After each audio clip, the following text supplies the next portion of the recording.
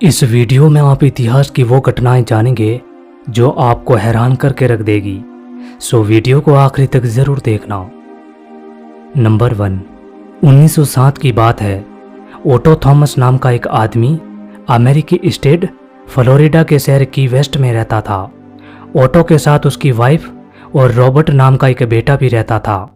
Auto के घर में काफी नौकर चाकर थे, लेकिन रॉबर्ट की माँ और नौकरों के बीच हमेशा बहस होती रहती। रॉबर्ट की माँ को बिल्कुल पसंद नहीं था कि कोई नौकर गलती करे, और यदि कोई नौकर गलती कर भी देता तो रॉबर्ट की माँ उसे काफी बेइज्जत करती। एक दिन की बात है, घर के बाहर एक नौकरानी खड़ी थी। उसके हाथ में कोई किताब थी और उसे वो थोड़ी तेज आवाज में पढ़ रही थी। रॉबर्ट की माँ ने जब उसे देखा तो उसे काफी गुस्सा आया। उसने नौकरानी की बेइज्जती करनी शुरू कर दी। रॉबर्ट की माँ को लगा कि शायद ये नौकरानी कोई काला जादू कर रही है और कोई मंत्र पढ़ रही है। बेइज्जती करने के बाद उस नौकरानी को नौकरी से निकाल दिया। इस बात से वो नौकरानी काफी गुस्सा हुई और वहां से चली गई। लेकिन रॉबर्ट की माँ को ये नहीं पता था कि वो कितनी बड़ी गलती कर रही है। असल में वो नौकरानी काला जादू करती थी, और बाद में जो नौकरानी ने खेल रचा उससे थॉमस का खानदान बर्बाद हो गया। रॉबर्ट के पास एक डॉल थी। उस डॉल से रॉबर्ट हमेशा खेला करता था। उस डॉल को रॉबर्ट के दादा 1904 में जर्मनी से लाए थे। इस डॉल की हाइट 3 फीट थी और रॉबर्ट को ये डॉल काफी पसंद थी। लेकिन उस नौकरानी को निकालने के बाद इस डॉल के साथ कुछ गड़बड़ होने लगी। रॉबर्ट उस डॉल से बातें करता और वो डॉल भी रॉबर्ट से बातें करती। नौकरों ने ऐसा नज़ारा कई बार देखा। उस डॉल से रात में आवाजें आती और घर में पड़ा सामान अपने आप गिर जाता। नौकरों ने ऐसी बातें थॉमस ओटो को कई बार बताई, लेकिन थॉमस ने इस पर विश्वास नहीं किया। धीरे धीरे ऐसे मामले बढ़ने लगे तो नौकर भी वहां से चले गए। इधर रॉबर्ट हमेशा उस डॉल से बातें करता और रात में चिल्लाने लगता। जब उससे ये पूछा जाता कि तुम चिल्ला क्यों रहे हो, तो रॉबर्ट कहता कि मैंने कहाँ चिल्लाया, ये डॉल चिल्ला रही है। एक दिन थॉमस ने जब ऐसा देखा तो थॉमस ने उस डॉल को एक कमरे में बंद कर दिया और उस डॉल को बाद में रॉबर्ट को कभी नहीं दिया। ऐसा करने के बाद घर में थोड़ा सुधार हुआ। धीरे धीरे सभी चीजें ठीक हो गई। रॉबर्ट भी बड़ा हो चुका था और उसकी शादी हो चुकी थी, और अब रॉबर्ट एक पेंटर बन चुका था। लेकिन थॉमस ओटो और उसकी वाइफ की मृत्यु के बाद रॉबर्ट ने उस डॉल को एक दिन बाहर निकाल दिया। इस बात से रॉबर्ट की बीवी काफी परेशान हुई, क्योंकि उसने इस डॉल के बारे में सुन रखा था।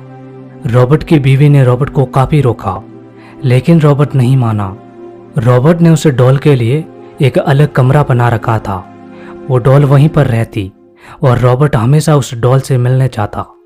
लेकिन अब हालात वापस ऐसे ही होने लगे।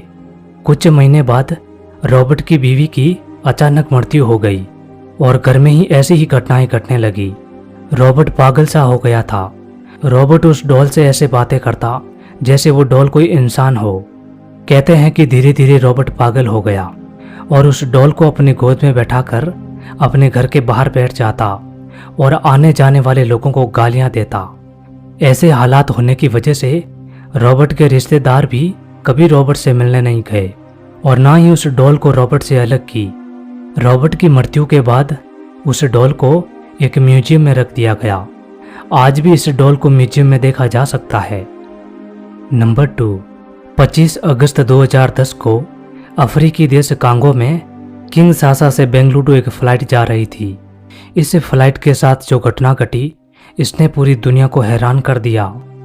इस फ्लाइट के अंदर 18 यात्री थे और 3 क्रू मेंबर थे।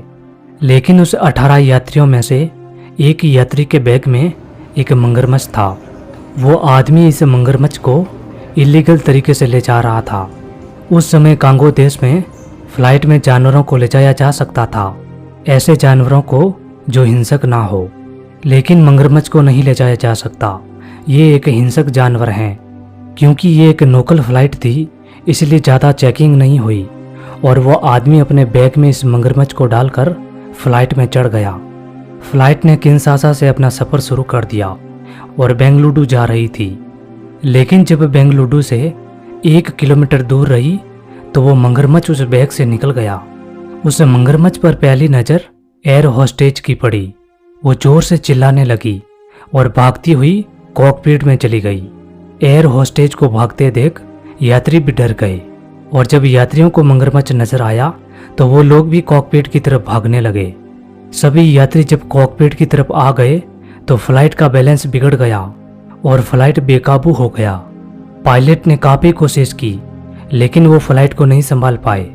कुछ ही देर में वो फ्लाइट एक घर के ऊपर जाकर क्रैश हो गई। खुशकिस्मती ये रही कि घर खाली था और घर के सारे मेंबर कहीं दूसरे शहर गए हुए थे।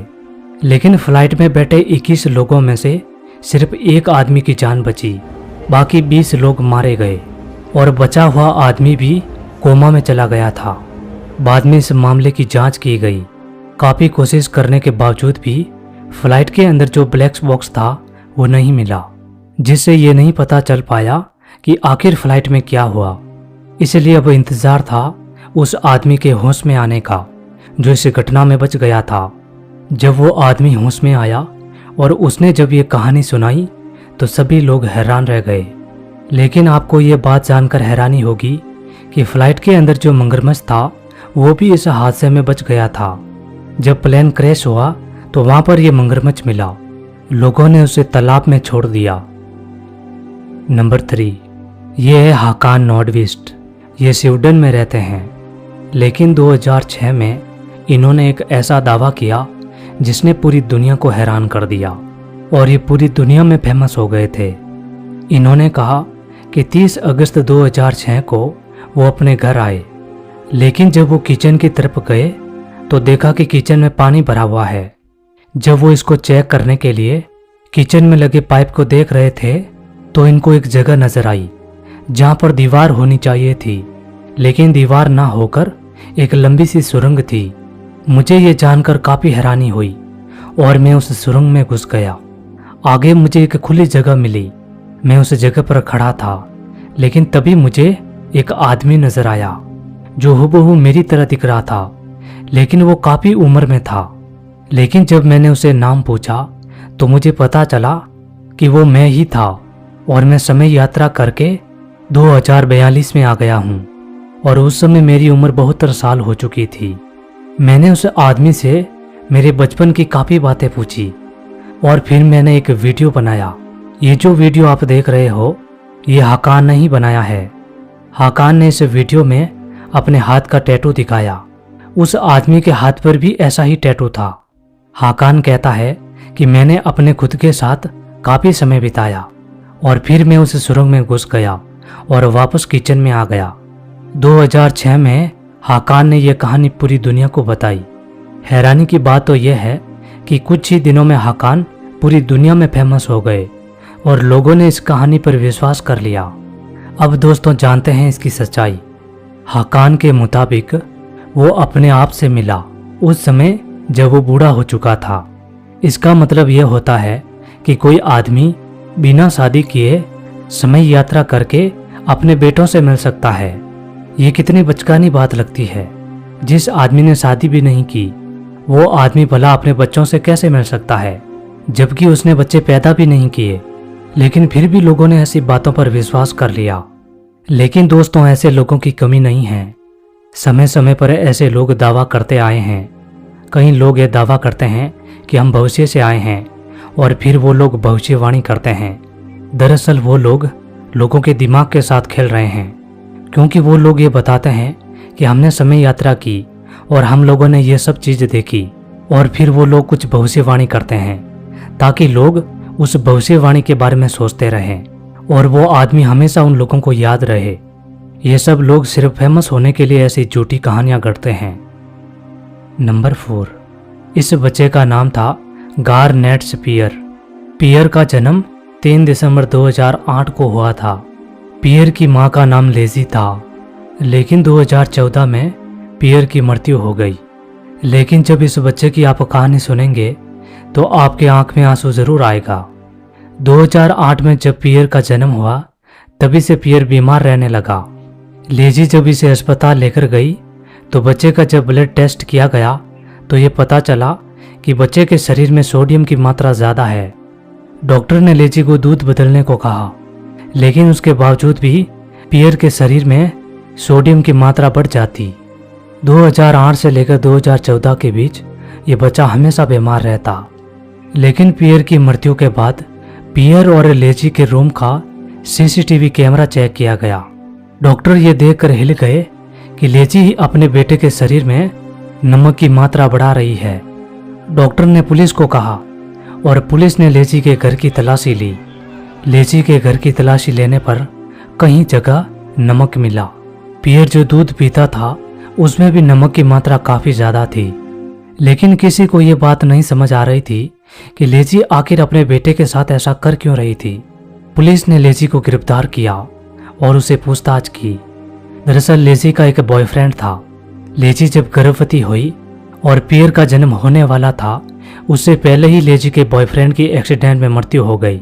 पियर का जन्म होने वाला था, इसीलिए लेजी ने अपनी कहानी सोशल मीडिया पर शेयर की।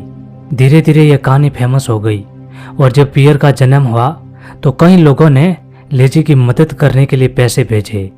बस यही कारण था कि लेजी को लालच आने लगा। वो अपने बेटे को जानबूझकर बीमार करती ताकि वो कहानी लोगों को बता सके और वहां से पैसे मिल सके। अदालत ने लेजी को 20 साल की जेल सुनाई, वो भी बिना किसी जमानत के।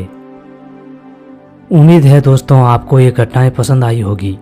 यदि वीडियो पसंद आया हो तो वीडियो को लाइक और चैनल को सब्सक्राइब ज़रूर कर देना। मिलते हैं अगले वीडियो में।